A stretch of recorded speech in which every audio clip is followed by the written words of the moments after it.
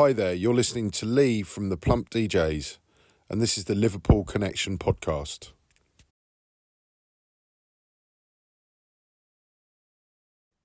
Hi everyone, welcome to the Liverpool Connection Podcast. I'm your host Daz. This is my music and football episode where I bring on a DJ, producer or musician to chat about their favourite loves, which is music and football. Today I've got a couple of DJs and producers, and they're also Arsenal supporters. So we'll get into that, what's going on with their season. But they've had music out on Time Is Now, Sasha's Last Night on Earth, their own Plaza recordings, Nervous Records, South Point, Headroom. I mean, a ton and ton of amazing music. But I'm very fortunate to, have all these DJs and musicians come on to tell their story, their roots and influences in what made them, want to be producers and everything. But today I welcome Cortese to the show. It's always good when you get the name, you nail the name before, they start going at the end, that's not my name. Yeah, I've been there a few times. Yeah. Oh, I actually did that with a Spanish producer. I thought his name was Effect because it's AFFKT, which is Effect. Yeah. Actually aft.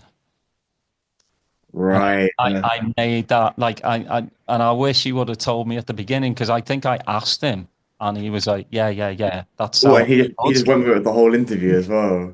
Yeah, he went through it all, but I mean, he was really nice, and I think the language barrier was a bit different. He's from Valencia and very, very Spanish. So that was a biggie at the end. Like he just hit me, and I was like, okay. I've got, your name's correct. So introduce yourselves because obviously it's not James and Hall. So. As it says on here, but introduce yourselves, lads.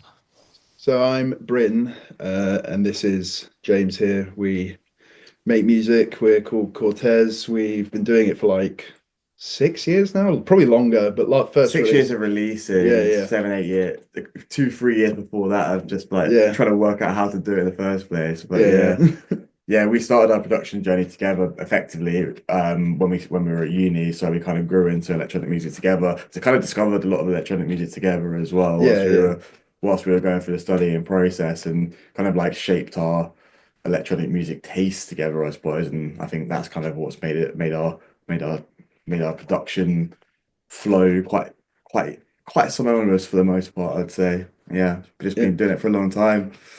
Yeah. Well, I'll ask you both the question then. Your roots in music. I always like to know like what your kind of household was playing, what your mum and dad were listening to. Did that have any influence on you lot?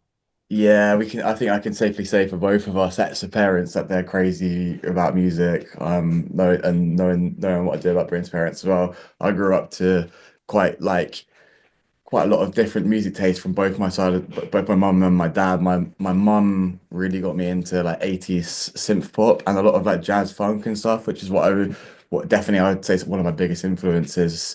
A lot of big melodies, big synth hooks, big bass lines, things like that, which I definitely think sculpted what my taste in music and probably my general output of music is. My dad's was really into like a lot of psychedelic rock music, rock and roll, which again, big guitar riffs, things like that. A lot of like heavy, lead melody, based music, and I think that's kind of what you hear in the Cortez sound as well. And then the other big one I think for me would just be skipping through music channels when I was a kid, waiting for people to wake up in the morning and discovering trance music. So I think a lot of the like old clubland stuff, obviously the early MTV trance like Armin van Buuren and people like that. But actually, generally, I used to love, I still do have a guilty sort of spot in my heart for the likes of Darren Styles, Bass Hunter, all that kind of stuff, all the Wigan Pier stuff as well, which I later found. and yeah, just the kind of like cheesy but like unbelievably nice, happy hardcore music. So Scooter, obviously, who we saw quite Yeah. recently at Warehouse Project, which is a lovely full circle moment. Yeah, that's what shaped me. How about you, man? For me, like my mum also came in with a synth pop connection. She used to love like a bit of Depeche Mode Hmm. and what is it? I've forgotten them now. Spandau Ballet. Spandau Ballet. No, Hmm. that I don't think my mum was true. Mainly Depeche Mode, I think, as well. And was it Absolutely. was it OM is it OMD who did that Enola Gay tune? Is that what they're called? Yeah, yeah, Yeah, yeah, yeah.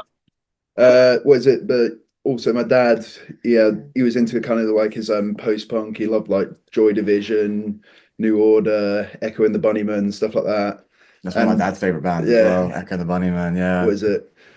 And was it so? But like when I was growing up, I had my iPod. Well, before that, it was CDs. I'm just old enough to remember carrying around a portable CD player, but it was mainly iPod. Yeah. Yeah. Had like Prodigy on there, Aphex Twin. Like I used to be big into metal music as well, you know, and I used to love like Slipknot, Sepultura. Still do, but like yeah. And then kind of slowly moved into like when like dubstep hit, you know what I mean? Just, yeah. And Yeah. like then after that, kind of like the was it deep house kind of stuff, slowly moving into garage. Yeah. But yeah, no, that's me as well, essentially. Yeah, it's crazy. I used to nick me sister's 7 inches, all of Depeche Mode and New Order and Erasure. Yeah, I mean, I grew up, obviously, I'm a bit older than you lot. So, I mean, for me, post-punk as well, Joy Division were a massive influence, as were the Jam. And then, synth pop came. The 80s was just a good, fun time. The 90s got a bit more serious and grungy. I actually have been going down a bit of a musical journey. Well, I guess we kind of both have. Like since being in Manchester, I've only been here for well about coming up 3 years now. Yeah, nearly 3 years. Mm. Brent's been here for about a year and a half more than that, maybe 2 years more I than think I that. moved up really late 2019. So literally I moved up here and then COVID hit and then I Yeah, just stuck in the house for but nearly 2 years. discovering the musical background of this city, which I obviously knew a little bit about, but I read Peter Hook's book, How Not to Run a Club, about his handling the hacienda, learning about how he went from New Order into the hacienda. And I think that like helped me to feel more connected to the city itself and also just to understand about the sort of like clubbing culture and the background of the city, which genuinely, yeah, makes a massive difference. And I think probably shapes the sound of of what you hear from my music as well to some extent. It's obviously that starting the kind of whole acid house scene, those guys, and then how that's manifested itself over the last few decades in this city is reflects on what you hear when you go out to. Obviously, there's so many international DJs and DJs from all over the country playing here these days. But when you hear like good quality local DJs in smaller clubs, I feel there's still a very specific Manchester sort of UK like rave sound, and I think that's rubbed off on what the kind of music that we're making as well. Yeah, I think people Yeah, like sorry to interrupt, but I think people like a bit more like down south it's like a lot of like it's actually a bit closer to what we make generally, I think, in the clubs that you visit. But I think up here it's more it's a bit faster as well, don't you think? It's a bit trance is more Yeah, of a well not broken trance, techno like and stuff. hardcore, yeah. Yeah, Yeah, yeah. yeah, It's a bit more of a thing up here. yeah. Mm. yeah. Manchester's always been, a musical mecca. Especially the Manchester scene, Stone Roses, Happy Mondays, and Spiral Carpets. The Hacienda, and it's just sad to see that the Hacienda is a flack of, it's a It's a block of flats, isn't it? Yeah. block I've of walked past flats. it a few times. And not Yeah, even not like well, yeah. It looks more run down than what I can imagine the hacienda looked like back then. Like the whole point of the kind of dilapidated warehouse suited it. Now it just looks like I don't know. It needs a bit of TLC, I It think, just looks really. it just looks like any old mid 2000s Yeah, apartment block. exactly. Yeah, yeah. we've still got the plaque though, right? Yeah, Yeah, yeah. yeah. And they got like a little kind of like when you're walking along the canal, they got a little like timeline of it. So they tried to make it like, oh, this was the Hacienda, but it's you have to really look for it. Like when I Mm. first came to Manchester, I was like, oh, I've got to see the Hacienda building. It's history. I've got to see it. I think I think we was with you when I walked around trying to find it. I couldn't even Mm. spot it. Like Mm. that's. I feel like there should be like a massive. I don't know what I'm expecting to see really, but like I don't know. Like Yeah, you know what I mean? It feels like it should be more of a fit. They should have a museum or something, man. yeah, yeah. Well, it's the same with Cream in Liverpool as well. Yeah, yeah. You know, it's knocked down, and you know, if you really never went there, you wouldn't even realise that was you know, super club there. But you know, Mm. going back to, you know, obviously Manchester has the warehouse project, but whenever you think of like Manchester, I always think of like the smaller clubs, you know, because that's where it's at, that's where the vibes at, and that's where, you know, when kind of the next big things coming music wise. As you said, like the music seems to be a bit faster. I think that's always the case, like northwest of England, you Mm. know, it just seems to strive for, you know, for music before ahead of time. You know, everybody, especially if you're over in the States like I am, you know, now everybody thinks the Mecca is London. For me, it's the Northwest. It really is. You know, Manchester and Liverpool.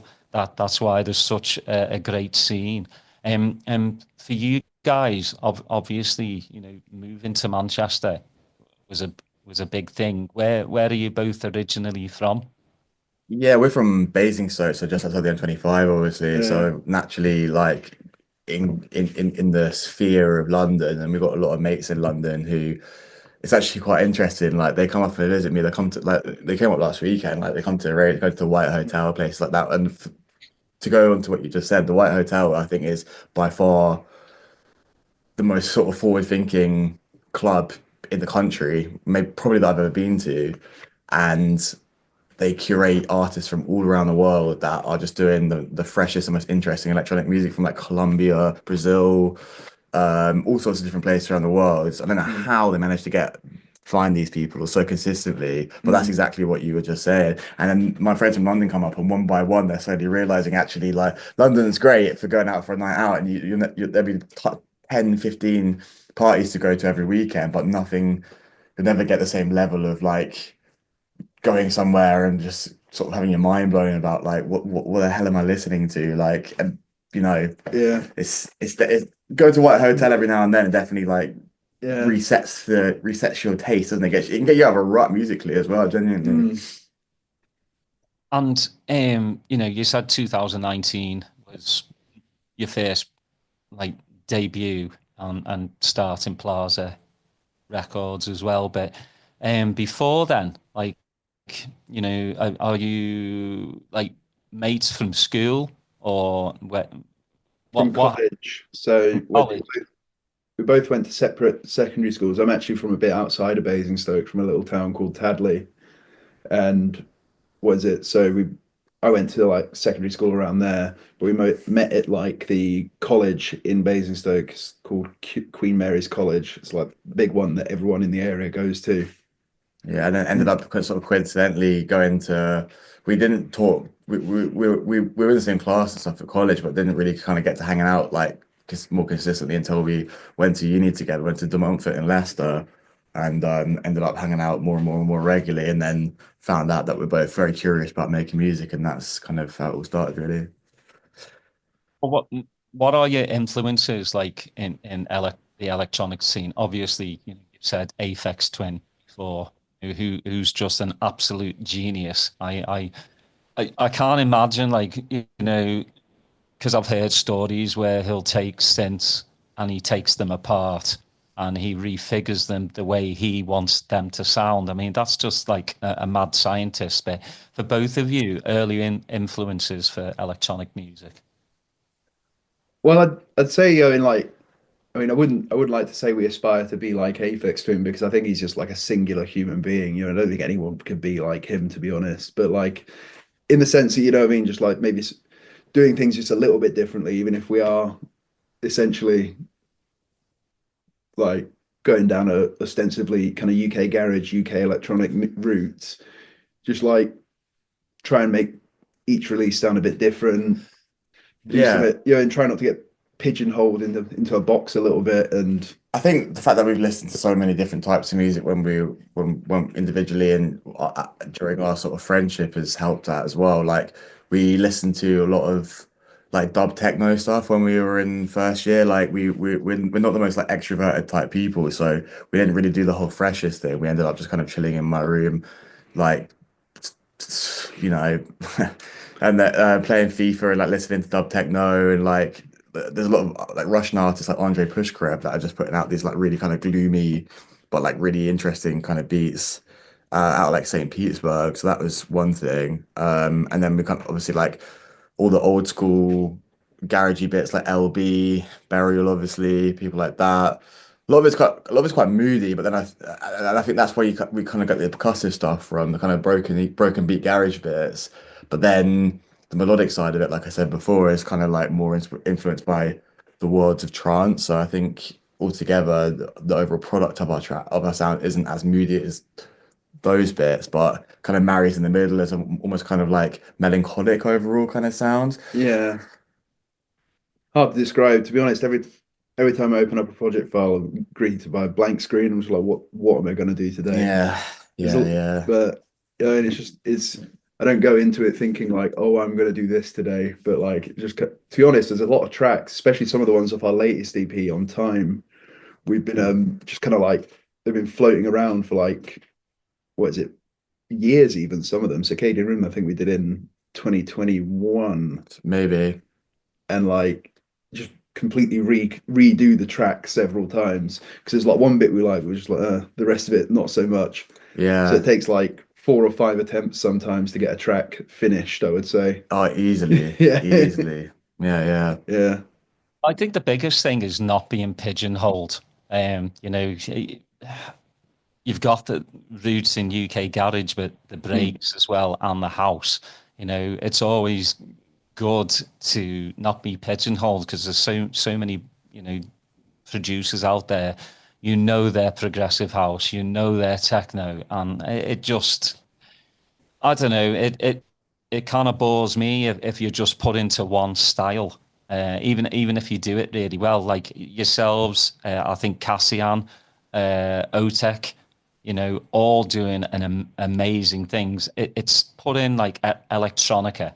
You know, if you go to like places like Beatport, they put so many different genres. I can't even keep up with it anymore. You know, there's a subgenre of deep house, a subgenre of electronica. I'm just like, Jesus Christ, it's all There's electronic. like a new one every week as well.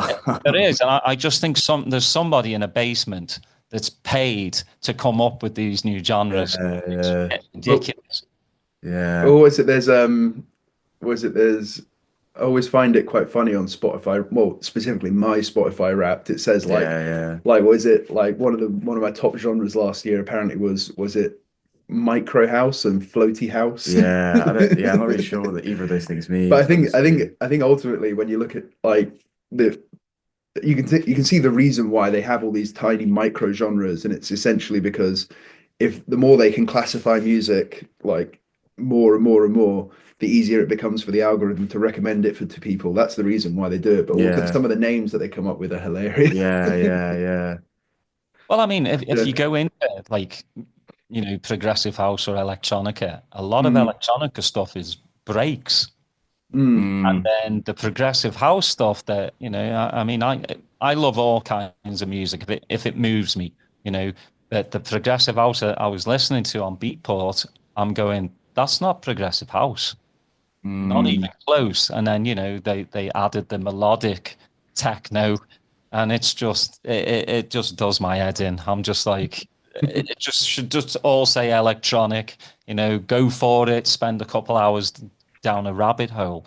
Um, It's it's funny as well because we've almost kind of like, especially well, not so much anymore, but when we were a few years back and kind of in the developmental processes, we almost worried whether changing our sound too often would result in a lack of consistency and then therefore potentially lose regular listeners.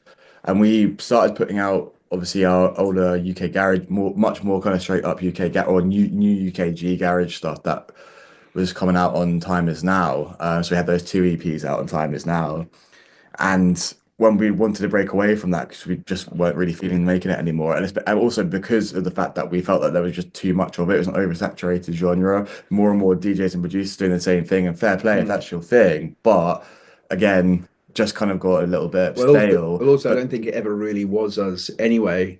So the fact that we're essentially, it almost got to the point where we were just opening up the project file to pigeonhole ourselves into something we don't even particularly well. Yeah, We like it obviously, but when we see like UK garage producer number 376 doing it as well, then you know what I mean. but but the fact is, like, we got a little bit like, if we're not making that, then are people really going to listen to us? And then we kind of had to reinvent ourselves. Started just to kind of like put out some new stuff. Got good feedback on that. Had to kind of reinvent the wheel a little bit, but now I think people are kind of the people who know our music and have followed us for a little while will know that we have like a general overall like sound. And I think I've heard that people say that they can probably tell like a Cortez tune, but we like the formatting of it, and I think the general framework of it will vary quite a lot depending on what place we're in, and I think that as an artist makes it's just much more enjoyable. Well, I think kind of almost fell out of love of making music at one point. Well, I think also like, I mean, we had been making music beforehand, but like it was kind of funny. Like literally almost the first tune we put out, we had the Swedish Jake EP before, but it's just funny that one of the first tunes that we actually thought, what, well, let's release this, just blew up on Spotify. So you'd been kind of like following us, evolving as producers, trying to find our sound as we've been releasing as well. I don't think, well, there are obviously like everyone starts somewhere, but it's just kind of funny that our first tune blew up. Yeah, and we've been kind of evolving ourselves as we've been making the music. 'Cause, you see a lot of projects that are just super clean from the get-go, and I feel like especially some of our earlier releases, I'm not saying I don't like them, but like and you can see that I feel like the place we're in now is far better than where we were. Yeah, I mean, you can definitely tell from Reynolds Sport to now. It seems the production is much better. There's a lot more textures in your music. Like it really is damn good music. I really have to say, like, thank you very much. Cheers. What I try and do on obviously on the podcast is I bring people on that I appreciate part of my musical landscape, and yeah, each release just seems to have gotten better. Now I want to ask you about Circles, because obviously it was on Sasha's compilation. How did that come about? Did somebody reach out to you guys about getting it on the comp? Yeah, we just got a DM, didn't we? I think from one of Sasha's team. Yeah, just some. I can't remember the name of the fella that reached out to us, but he just dropped it, and it was very like almost like a. It wasn't like a hey, congratulations, you've been selected by Sasha. It was just like a hi, do you want to be on Sasha's compilation? We were like it's almost like so like low key that we were like, is this guy like taking the piss or something? Yeah. So we were like, I mean, it was right at the peak of lockdown as well, wasn't it? We were like completely tied up in our respective places. I was in Brighton at the time. Broome was all just come up here to Manchester. So we are like, may as well pursue it. Like, let's get into it. Obviously, we'd heard from a few other producer friends that they'd been reached out to as well. So we kind of thought like, oh, they're definitely trying to get a big net in and get as many artists as possible, maybe. But then we finally got the green light on it from Sasha. And that was, obviously just one of the most amazing parts of our musical journey so far. The amount of people we've met as well off of that release. Yeah. I remember going on a live stream. I was on holiday in Wales, and I had this like Sasha emailed us personally to say like, would you like to be part of this live stream? It's like a Q&A session with fans. And I was like, that can't be real, man. Like doing a Q&A session with Sasha, like I genuinely didn't believe it was going to even happen. I kind of got on the live stream. There's like thousands of people. Bryn, you weren't around. You were at work or something. Literally thousands of people like in this live chat. And then loads of people were being like, oh, I've got a question for Cortez. And we were like, how can you be asking us a question? Why are you asking us a question? We're sat right next to Sasha in the virtual space. Why are you asking him questions? Like, it's very much a pinch me moment. But off the back of that, like you were about to say, we met Claire, Just Her, who is now gone on to become one of our closest friends. And she now also is managed by our manager. So, she's very much part of the team and an artist that we've looked up to greatly for many years. And actually, I'm not sure if we're supposed to say, but I think we are working on some stuff that may or may not be related to that particular track at this stage in time. So watch this space. Yeah. Might No, it was an revisit that amazing. world. Well, again, it's so great what Sasha was doing because obviously, a lot of people look at him as the prog god, and rightly so. But he loves his breaks, he loves his electronica. So it was really cool when he started doing, the if I'm pronouncing it right, Luzo Scorer, Yeah, Scorer, that sounds about right. Scorer, Yeah. yeah. Yeah. And not just the compilation, but he started regularly, putting mixes out, and I found so many like cool stuff that I probably never would have found. For And sure. obviously that connection has helped you, get on Last Night on Earth, which again must be another like pinch me moment because it is one of the best labels for me. Because again, I don't think I was actually chatting with him the other day. Yeah, I talked to Sasha as well. I've a Nice. few mutual mates as well, and Cool. I always tell him like, your label, you can never pigeonhole it. It's always, sometimes it'll be a couple of releases of prog house and then more, a little bit experimental techno-y, and then Mhm. obviously the electronica stuff comes out. So for you, it came out your All You Do EP in December. Yeah. Another pinch moment for you guys. Yeah, that actually, yeah, we they we sent them some demos before, didn't really hear anything back, and then I think they like think a lot changed within the label from what we kind of saw from the outside. And the team now is really, really like on it, really, really, really nice guys, like really like lovely to speak to. So we sent them initially when we our man in our team wanted to hit them again. We just wanted to throw the kitchen sink at it. So just hit like all of our best quality demos all in one go, laid up a big playlist for them. We had a few in mind and I put them near the top of the playlist. Like maybe these are ones that I think they're going to like. And they picked some tracks that we just did not expect them which obviously the ones that you hear in the records, some of Yeah. the trancey ones, which we kind of had a bit of fun with, really. Yeah. Didn't expect those ones at all, but we were like, yeah, cool, okay. And then he was like, I was going to run it by Sasha, Leo, his name's Leo, like the kind of A&R guy now. Gonna run it past Sasha, and then Sasha just got in the email thread and was like, "Yeah, let's do it." And yeah, and again, like you said, absolutely like awesome thing to be recognized for. Just to know that we're still on Sasha's radar like that is incredible in itself. So yeah, very very grateful. Yeah. Yeah, it's such. I mean, it's a great three tracker. I mean, I Want to Know is my favorite. It just hits all the right buttons for I'm me. inclined to agree with that. I Yeah. like that one. Yeah. But Well, now for your DJing wise, again, it's being able to play a varied style of music probably helps you as well. Again, there's a lot of club nights that are specifically frog based or dubstep or house. Now, I've listened to some of your sets on YouTube, and they kind of go a little bit all over the place, and a bit, there's a general census that it comes back around, you know, it's just like you guys are nailing it, not just producer wise or both DJing as well. When you first started, did the DJing come first or was it producing? well, That's a good for question. me, definitely, it's always been producing. Like I remember, what is it? I was making tunes in secondary school. Do you know Reason, the Hmm. the program?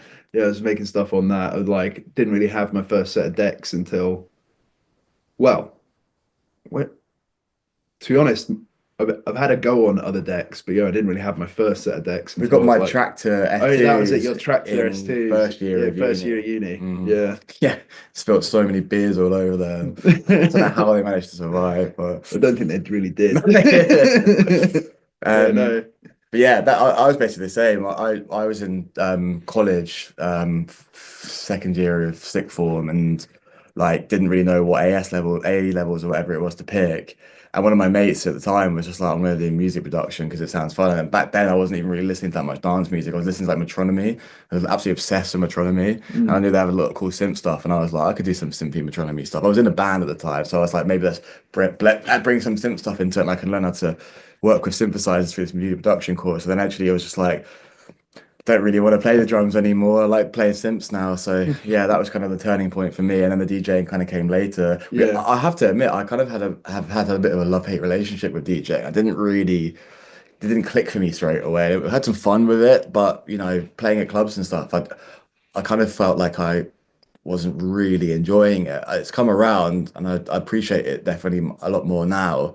But I think, to be honest with you, what we'd like to do moving forwards eventually would be to just get the kind of like almost like live show setup going. Maybe we'd kind of do like a hybrid with DJing as well. But I think, yeah, I think the overall goal is to get the kit up on stage and go properly with a live show. Yeah, because would definitely describe ourselves as producers first, and I would think and I'm certainly no turntablist, you know what I mean? I mean, I know I can do a few little tricks and give it a bit of that, you know what I mean? But like, but like essentially, like I would, when you see, it's just something. To be honest, I don't know. Like, we have decided that we kind of want to move into like live production setups and stuff like that, but also like it is a mission to carry all the stuff around. we played our first ever vinyl show the other day as well, and honestly, we've been hanging out and become good mates with actually a guy called Bop.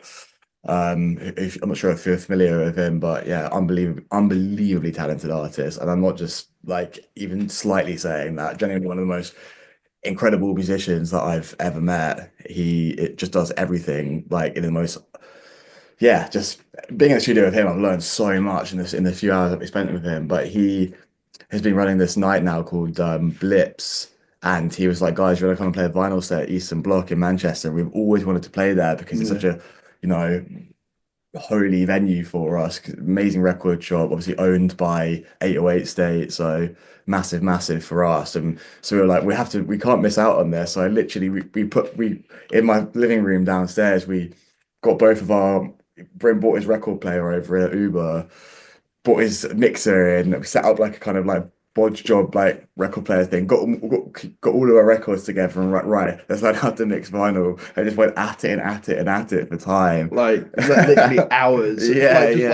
Like, oh, that wasn't quite right. And then people like, well, why is it so hard? And then eventually it clicked, and just in time for the show, pulled it off. And then I had to say to Bob after the show, like, mate, that was our first ever vinyl set. We only had to do this a few months ago. And for him to turn around and be like, bro, I didn't even notice, was a massive compliment. So yeah, that was fun. I'd like to do more vinyl shows. Now that I've spent so many hours, we've spent so many hours invested so much time in the skill. Yeah, we may as well do another couple of shows. I mean, that's the thing. It's so much easier just to bring a USB stick, especially on your back. I remember the days going through fields with 2 boxes full of records. Yeah. And just at the end of the night, you don't want to carry those through a field again. But there's nothing like vinyl. I mean, I'm not going to play that like digital versus vinyl bullshit that a lot of people like that older generations like myself would start going, well, you ain't a DJ if you didn't play on a turntable. I'm not all about that. Music's music. Doesn't matter what it's played on. But there really is nothing like going into a place where I used to go to 3 Beat in Liverpool and Eastern Bloc and spending hours upon hours crate digging, trying to find one track that's just going to blow people away. But just getting it home and taking the plastic off and then smelling brand new vinyl and reading. I don't know if you lads do it. I read everything that's on that record. I really do, and especially if you buy an album, the gatefold ones. I love the art that comes with it because that's what it is. It's the whole package. That's why I loved a lot of these producers now are starting to put stuff out on Bandcamp that's vinyl only, so it's one-offs, and it's great to have them. But yeah, I mean, it's so much easier. Plug in your USB stick. It Give me. also, I feel like part of the problem with my kind of on-off relationship with DJing on CDJs is that there's almost too much choice of things to play, and for me that almost I put pressure on myself, being like you've got to pick the best tracks out of like an unlimited supply of them. With vinyl, like you say, it's like It's, you're only limited to what's in the shop, and I mean you can shop online. I will order loads of records online, but most of the stuff I buy is in record stores. or you're limited by what you can carry more Or what you can, mainly what you can afford in the first place, though. I think there's but you can like only put so many in your bin, but like, there's something to be said about that for the about DJing on vinyl in general is I think it's the limitations can make the set a lot more yeah, interesting. Like if you see what and the quirks of the medium as well make the set more interesting. Like you see what drum does on vinyl. It's mm, absolutely insane. He's like playing like just like what is it like little flute acapellas and like playing them backwards and like yeah, they've got yeah, two tunes playing at different tempos, but somehow it works yeah, because yeah, it hasn't got all those like fancy effects and like beat stutters that you get on CDJs, but like he makes his own effects by just messing mm, around with what it can do that yeah. the decks It's can't. wizardry, isn't Yeah, not that I'm saying He's that we another. can do it? that. Yeah, he's definitely another one pushing the boundaries. Yeah, Yeah, I mean, DJing, especially on the digital era, you've got so many choices and so much equipment. I'm a massive, Jay-Z fan, James Zambila. He's just absolutely incredible. And he can still do it on vinyl as well. I saw the other day he's back to doing his vinyl YouTube stuff, which is great to see. But yeah, it's everyone's own preference.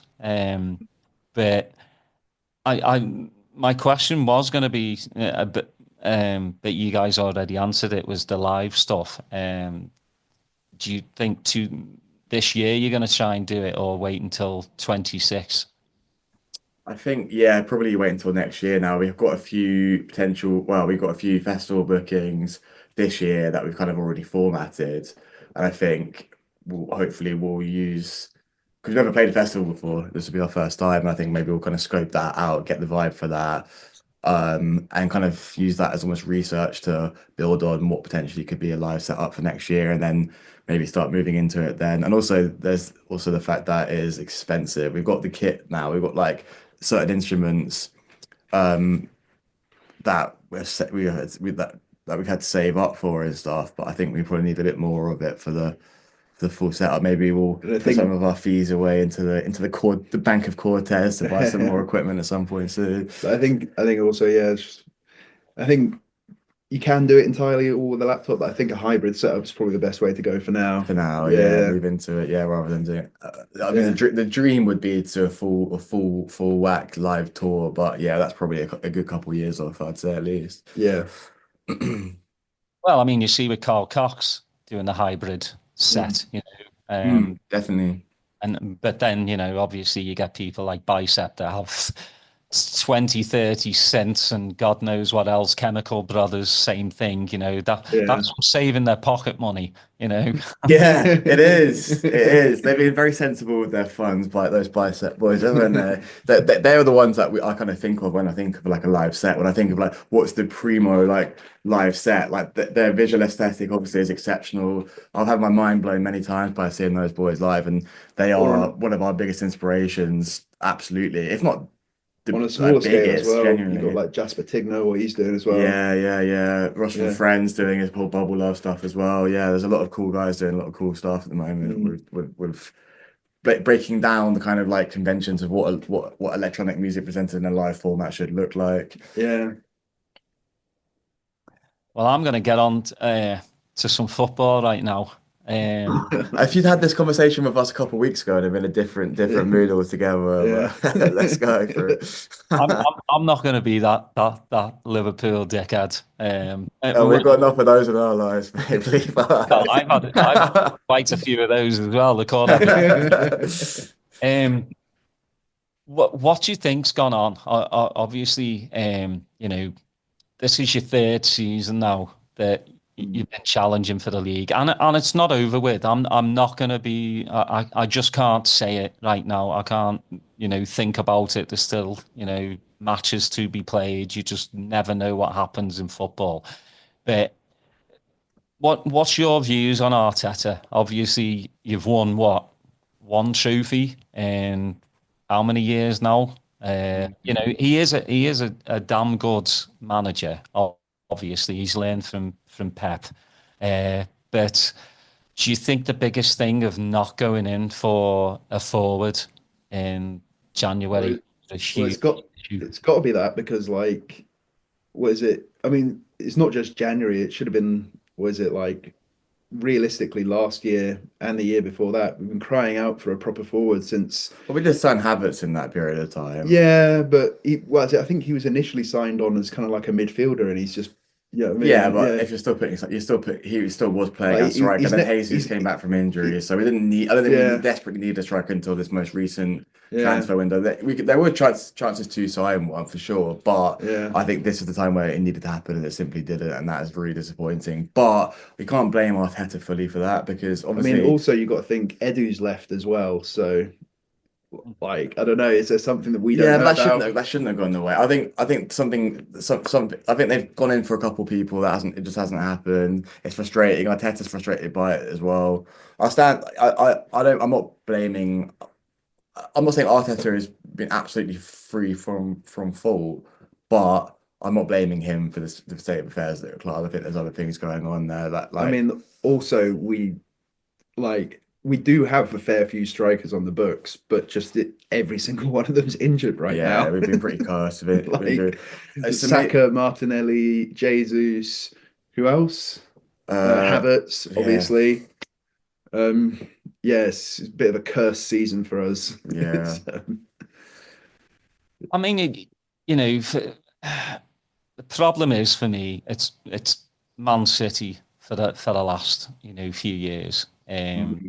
Obviously, we can talk about the 115, 130 charges, what they do off the pitch. They cook the books. We all know it. But on the pitch, I'm not just a Liverpool supporter. I'm a football supporter. You've got to, raise your hand and go, they've got a damn good team. Apart from this season that they've tapered off, just because I think that at a point where it's kind of like what Liverpool were a couple of seasons ago when Fabinho and Gini and Henderson, that engine had just gone. And you can see it this year with City. De Bruyne is absolutely gassed. Yeah. That little rat Silva. Cannot stand him. I cannot. Yeah, I know. There's something weirdly dislikable about it. But then on the flip side of that, you got Salah, who's just gone from when everyone thought he was off, and he went to Saudi Arabia or whatever, didn't he? And next thing you know, he's suddenly become again possibly the best attacking player in the world. Or genuinely, it's very so far as to say he's back to being at his near his best, if not at his best. Absolutely at his best, I would say. He's had an absolutely staggering season. Yeah. It's been unbelievable to watch him play. And like you say, I mean, being a football fan, I feel like obviously it's frustrating because I think maybe he's we frozen. Sorry, we're back. Sorry, back. A bit of a glitch there. Yeah, I think realistically you'd still be at the top of the league if it wasn't for Salah, but he just he feels invincible.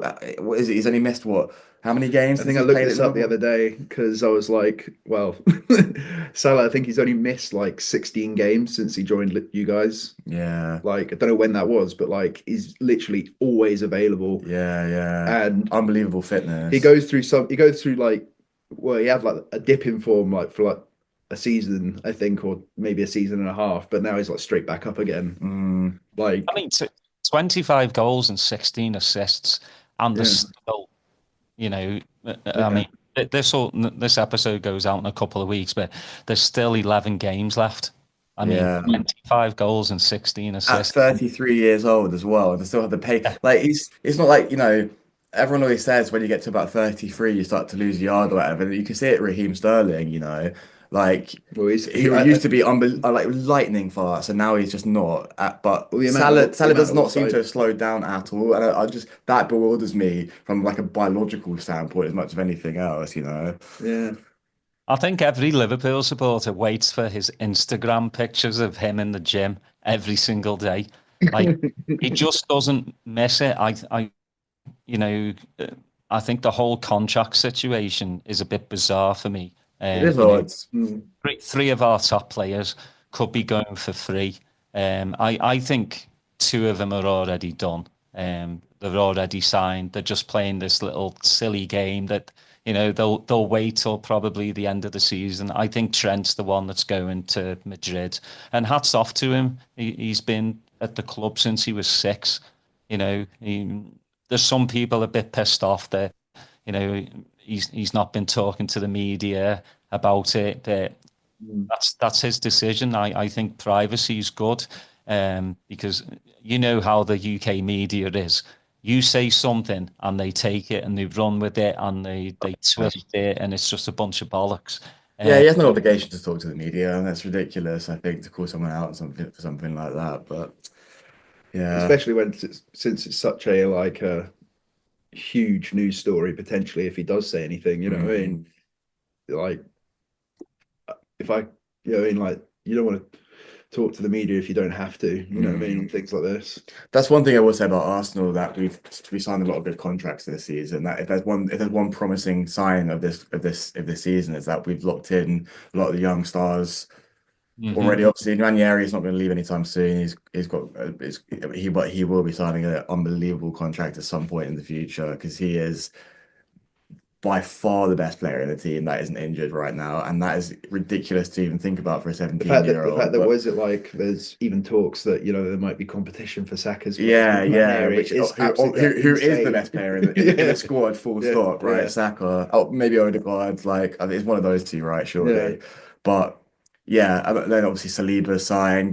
Gabriel signed yet? I think he did sign quite recently. Yeah. So all the big players in the team that I'd be heartbroken to see leave. I think they're all pretty much locked in now. No one's coming for them. So yeah, I think when it comes to next season, and everyone's had a bit of a break, and we've nursed everyone back from injury, and then we should sign a striker. We'll see what next season says. But I think ultimately at this point, I mean, there's obviously two sides to a game. Don't let them score and score some goals yourself. If you're not scoring goals, and you actually just can't win games. So it's.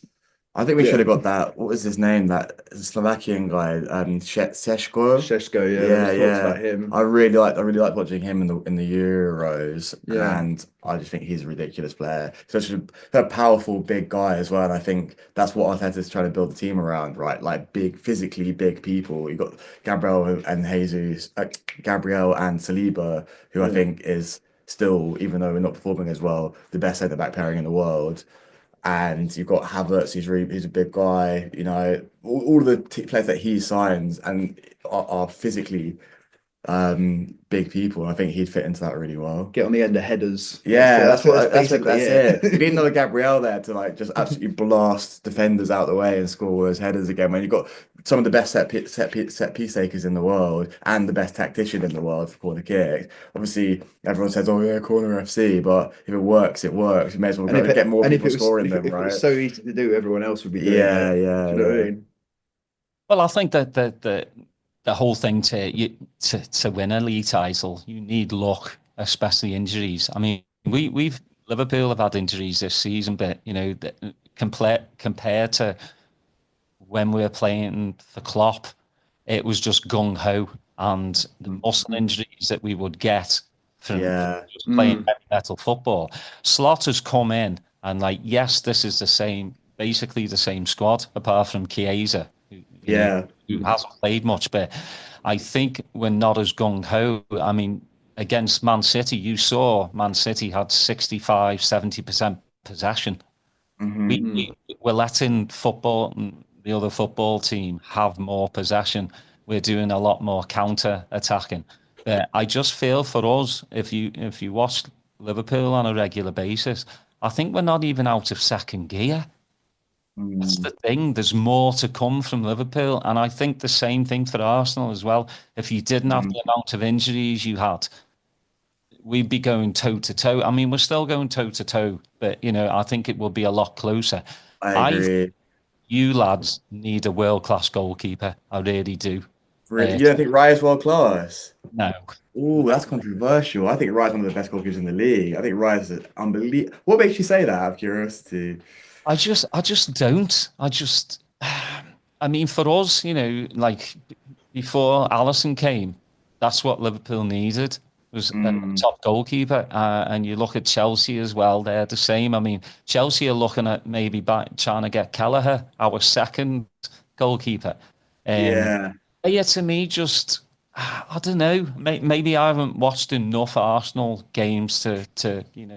I mean, we have been letting in a lot more goals this season, but I think it's just we've Not that many more though. I just haven't been scoring as many. I yeah, think that's the true. main thing. I genuinely think Raya's one of the best, but I mean, he's really good with his feet. I think that's the his also shot stopping is what really yeah, impresses me. He's made some of the best. He reminds me of like David Seaman with his goalkeeping. Like he's got those like unbelievable, just like snapshot instinct saves. Like getting the body into all sorts of crazy positions just to flick the ball away from the goal line, which we never really had with. We definitely didn't have it with Ramsdale as much as I like the guy as a person, and I do think he's a good shot stopper overall. We didn't have it with Martinez, even he's gone on to be maybe the best goalkeeper in the world. There was Fabianski, he was fine. Jens Lehmann was great, but there wasn't. I think Rya's the best goalkeeper at Arsenal since Jens Lehmann, since David Seaman personally. Yeah, Well, yeah. I'm still, again, you lads are a lot younger, so I don't even know if you remember 1989. I do when Arsenal came to Liverpool and Michael Thomas still haunts me. So that's why I'm still very, uh, cautious as to winning the league. Uh, I'm just, until it's mathematically impossible for Yeah, Arsenal to, you know, catch us, then yeah, I'm still, I'm waiting and waiting and waiting because that destroyed me that year. It yeah, did. But Arsenal, fantastic. It- even though we're rivals, like I said, I'm a football supporter as well, and yous lot play some beautiful football. But wh- where do you think I mean, you can't have injuries, but where do you think the issues lie, though? Do you think it's just because you still have like a young squad that like haven't been there? I mean, you've been there twice before, though, last I season. think there is an element of that. I think you can be an unbelievably great young player like Saka, Odegaard, who they're getting to their sort of early 20s now, but I still think that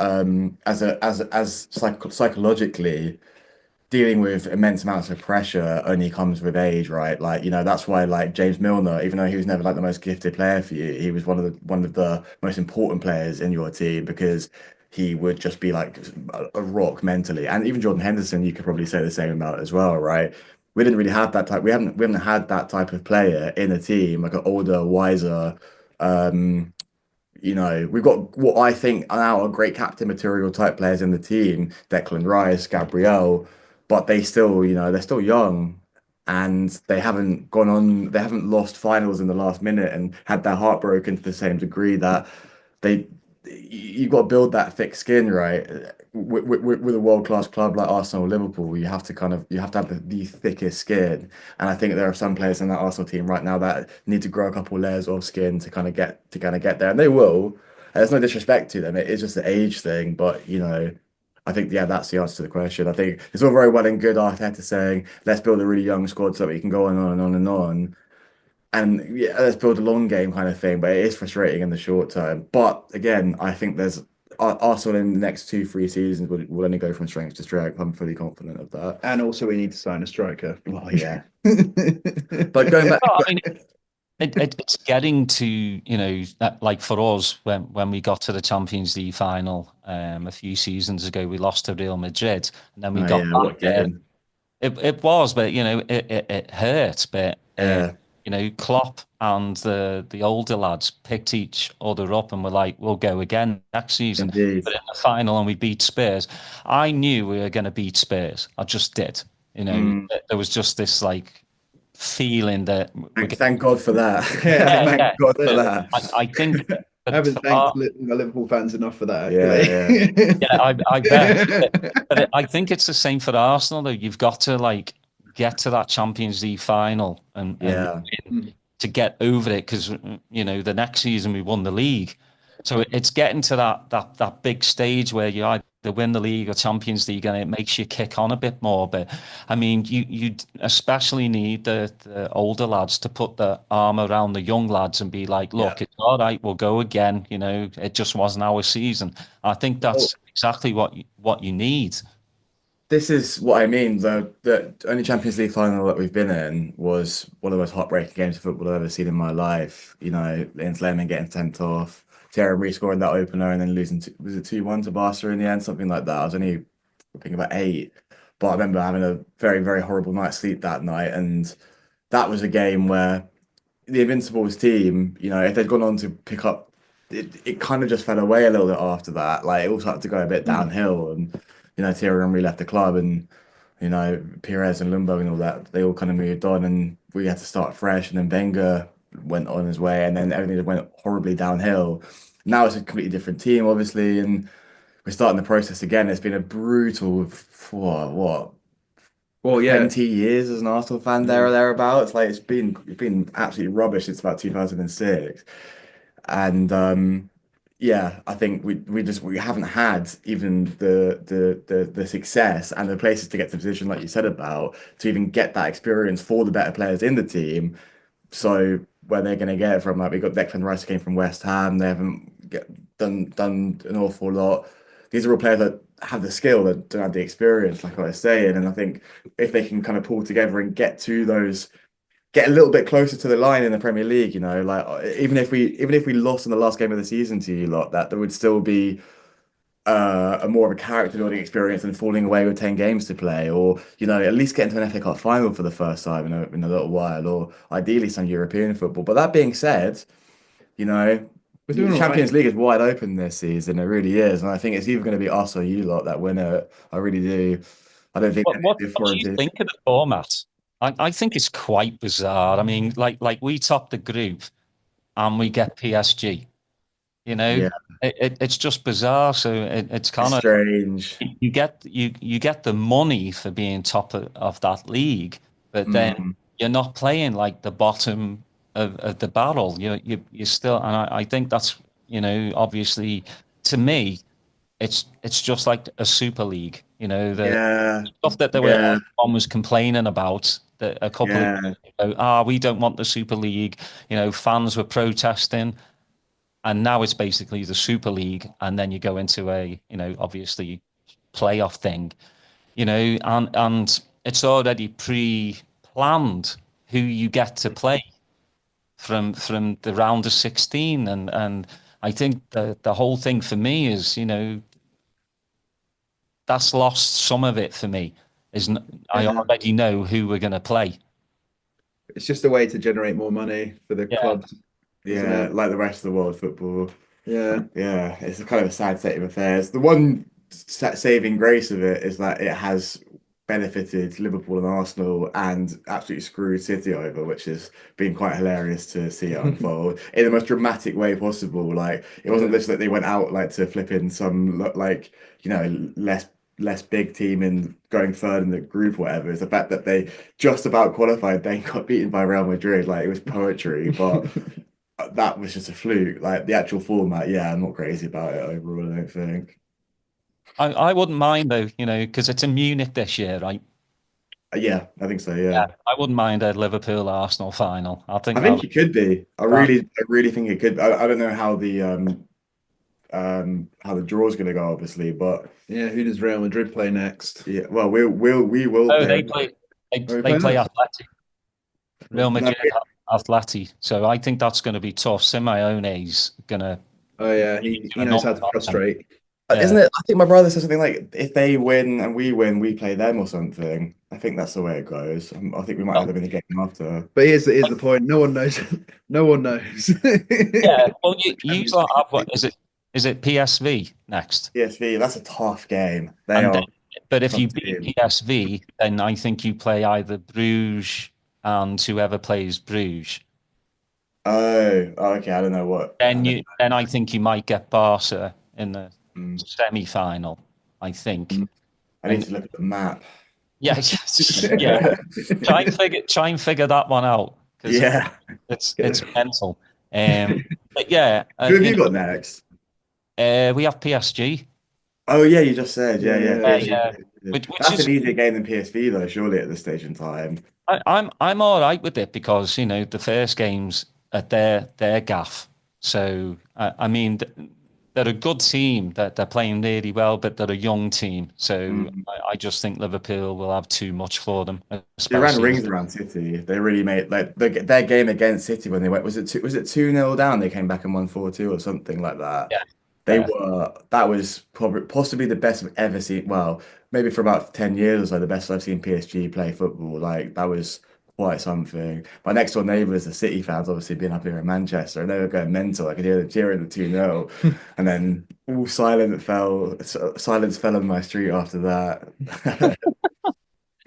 It's just great to see both of those clubs, especially United and 15th. They're closer to relegation, and And probably Spurs. United, for United, at least there's three Yeah. shittier teams than them, or they would Yeah. in a relegation battle. Speaking of Man United, though, from top to bottom, what a just it's unbelievable. Like again a rich, steeped in football history. Their stadiums going to pieces. There's Yeah. rats there. Ratcliffe is taking another 200 jobs away. He's Yeah. taking he's taking free lunches away. Yeah, I mean, no, I saw that. how bad is that? I mean, I that's why I love I didn't like it when Klopp said he was leaving, but I understood he was absolutely knackered from experience in the Premier League, but he left us in good stead while Fergie left them in an absolute mess. They've gone through so many managers, and it gives me a smile every single day of my life yeah. that they're just They are not where hopeless. they're at. They really genuinely feel down and out, don't they? Like they like I think it could be another 10 years and they'd still be fighting for relegation. At least with the like some of the Well, teams that down the bottom, like they look like they might have a get out of jail card and some kind of glimmer of hope. But United just look, if anything, they're gonna get worse. They Mhm. genuinely do. I don't see I don't see any like I mean I wouldn't know, but I mean like if I was looking at it from an outside perspective, like what would you even begin to do to try and fix Yeah, United? yeah, yeah, Like do you yeah, start with the stadium? Do you start with the squad? Do you start with yeah. like what is it, the coaching staff? Do you start what where do you even begin is the point, you know what I Oh, it's great, isn't it? mean? Yeah, it's just Yeah, absolutely brilliant. Well, yeah. lads, I hope Liverpool come out on top and we win our 20th. But it's been a good run so far. I mean, I'd say I'd wish you all the best, but I want us to win the league, and as you do, I do find it. Let me ask you a question. What do you think of AFTV? Like, I don't really watch it for the I, reason that I, makes me cringe a little bit, It but can be it's very entertaining at points. reactionary. Yeah, it's very But reactionary. I rarely watch it. mm. Rarely. It's just It's too loud. It's too yeah, shouty. yeah, essentially, yeah. There's much better content creators out there. Yeah, there's a lot of good like Arsenal stuff on YouTube. Like if you look in Yeah. the right places, but AFTV is not the best flagship for the club really, and It's a little bit antagonistic, I find. It's a little bit like it's a bit too beefy. Like they all, I mean, it was right for Wenger to go, but like the fact that they were literally just bullying him from the outside, Yeah, you know yeah. what I mean?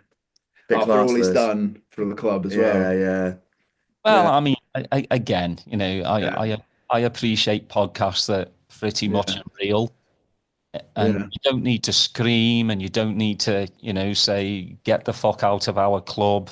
If you have Yeah. one bad game, oh my God, they go off the deep end. But Yeah. that's what sells, and that's sad.